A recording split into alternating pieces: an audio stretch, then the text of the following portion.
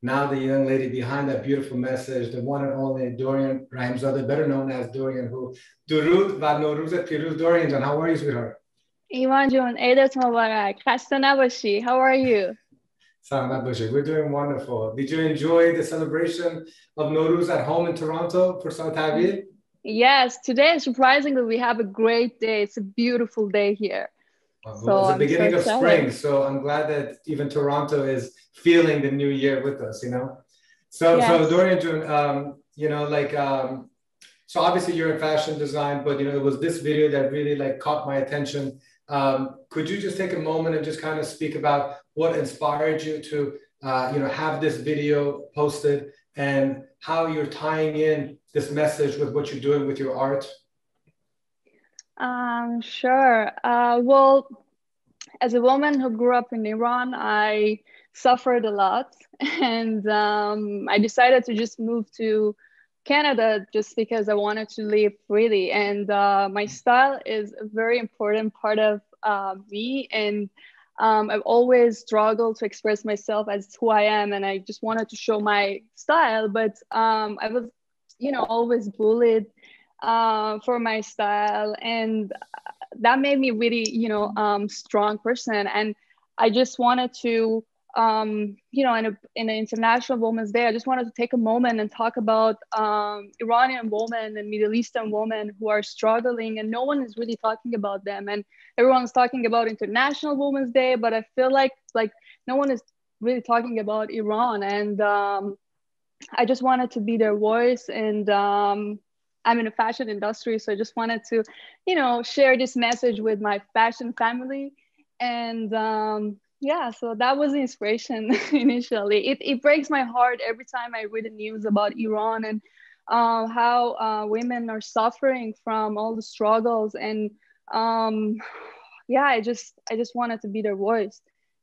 No, it goes, and this is why I love your name for Dorian, who, where you want to focus on probably all people, but specifically like women. And I guess deep down inside, because of the struggle and the challenge and suffering that you went through, you really want to make sure that at least every single Iranian woman around the world is able to live freely, expressing themselves however way they want. So is it fair to say that every time you are, doing the blueprints of your fashion and design, that you have your avatar, which is an Iranian woman, or is it the younger version of yourself that you're creating it for, to make sure that the young versions of you that are growing up right now around the world and especially Iran get to express themselves freely? Is that kind of how you think as a I designer? feel like my message is to everyone. I try to just spread this message so everyone who kind of feels to hear some motivational and some real story, maybe this could be a great way for them to just get inspired and think about some stuff that no one is really talking about them. And my personal journey is for me it's a very interesting journey because I was born and raised in Iran, and I grew up in Iran, and I worked in Iran, and I know how exactly what Iranian young generation feels in Iran, and I kind of want to help them as a person who's not in Iran. I also see like all these amazing mothers who raised us in the way that they could, and as like another generation, I just get inspired by seeing all these moments. So I just wanted to share this message with everyone, every single woman in this world. I love that. Beautiful. And like, I have no doubt that day by day you're making the impact that you want. As we showcase some of the work that you do and that you create, can you speak a little bit more about the style of work that you do, the designs that you do, just in general, like what you've been working on, what your style is, so that people get to be a little more familiarized in case they don't know about your work yet? Sure. So the brand that I run is Toronto-based avant-garde streetwear, and it all comes in like bold silhouettes, bold shapes, and unique prints that are mostly dead stock. So I go like to all these warehouses in Toronto, and I found all this dead stock fabric. So I'm trying to, create a new sustainable brand, and it's not really easy. It's very challenging, but it's also very beautiful. And I'm blessed to be able to share all this here in Toronto. And I always obviously get inspired by my heritage. My dad is used to be a rug dealer, and I've seen the most gorgeous and beautiful rugs always in my home. And the Persian print is something that I feel very proud about. And I personally think there's so much beauty in it. So I always try to have at least one or two prints that represents Iranian culture and beauty. And recently I launched my new collection that called Resilient. And this collection was very special for me because I started this collection at the beginning of 2020, and I was emotionally very drained and not in the right place to start and launch a new collection.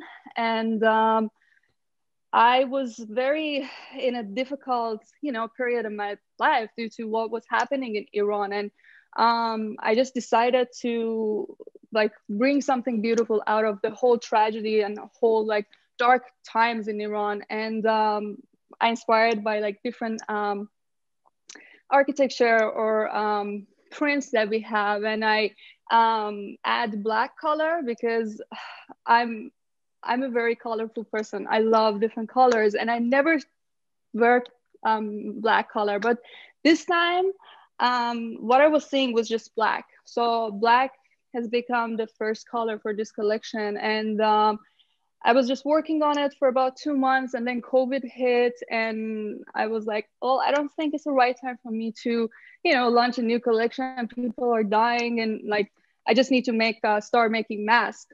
So I started to make masks for a couple of months, and then I was working on different projects, and then I decided to work on it.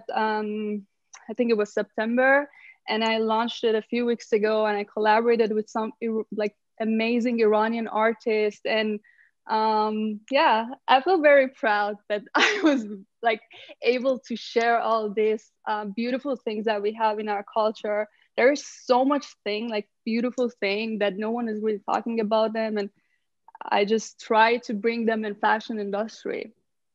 Well, I mean, I think that you chose a perfect word for your new series or line. When I think of DorianWho, I do think of resilient. Which you've gone through growing up and what you've been fighting through, both even just kind of getting to Toronto. And I know you just celebrated getting your green card or citizenship. Which one was it? Green card? Canadian citizenship after 16 years. Citizenship, excuse me. Yeah, and so people don't realize how much that part of the process is such a draining part of life, and normally our parents have gone through it, parents or grandparents of our generation. In this case, you've gone through it, and that really that weighs very heavily that some people don't ever have to deal with. So that has no doubt made you more resilient, and that's why you are who you are today, and why you're able to stand strong and be this powerful brand that is going to continue to get better. I want to ask you a random question, and that is, you seem to have a very signature white, I don't know if it's called eyeshadow or whatever. Eyeliner. See, I don't know those things, but thank you, eyeliner. I want you to kind of tell me when did that start and how did it come about? Because I see it across and I love it. It's so you. Thank you. I appreciate that.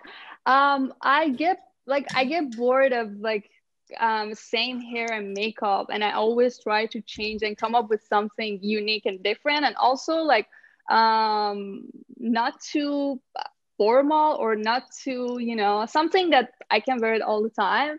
And I just tried this white eyeshadow eyeliner I think about 2 years ago, and I was like, wow, this looks so cool on me. It's so different and it's so easy. So it just became part of me. It's my everyday makeup. 2 minutes maybe max. It's and I'm ready to go, It's great. I mean, it's good to have a signature look, and that's the one for the time being. It looks beautiful. I love it. First of all, I need to have a whole Awesome People episode dedicated to you so we can really dig deep and have that. And I hope to have that opportunity one day down the road, but we're actually obviously in a limited time frame. In the last couple of minutes, I would love for Dorian to speak to every Persian out there that's celebrating Norouz, and any message that you have for them, any positive message or any kind of message from the heart. The virtual stage is all yours to share that with the world. Awesome. Thank you so much for giving me this opportunity. I would love to speak in Farsi if that's okay Of with course. you. سال 1400 رو به تک تک ایرانیای عزیز از ته قلبم تبریک میگم. خوشحالم که این سال رو ما تموم کردیم و امیدوارم که برای تک تکتون سال خیلی خیلی خیلی خوبی باشه، پیش عزیزانتون باشید و براتون از ته دل بهترین رو آرزو میکنم. یه پیامم دارم برای جوانهای ایران و ایرانی از هر جا که هستید. من نمونه یک آدمی هستم که از صفر شروع کردم، ایران بزرگ شدم و امروز دارم توی کانادا کارم رو میکنم، در سطح بین‌المللی تمام سعیامو میکنم که بتونم موفق بشم و بتونم فرهنگم رو به دنیا نشون بدم. ازتون میخوام که به خودتون ایمان داشته باشین و خودتون رو قبول بکنین و فقط سخت کار بکنین. براتون بهترین رو آرزو میکنم. And thank you so much ایمان جون for this amazing event. I'm honored to be part of it. Man, I love those words, and I hope that it reaches the 85 million Iranians, especially the youth over there.